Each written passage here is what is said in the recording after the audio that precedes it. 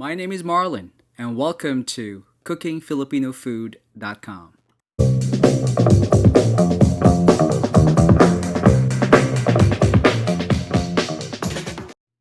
For this episode, I'm gonna make champorado, the Pinoy version of chocolate rice pudding. Another breakfast food that's usually enjoyed during bad weather mornings when you simply don't want to get out of bed and you just want to stay home. For non Filipinos, what I'm about to tell you might sound really bizarre, but a bowl of champorado is best served with dried fish. Yes, salty dried fish. It's a little weird, but it's not as weird as you think it is. After all, chocolate and salt complement each other.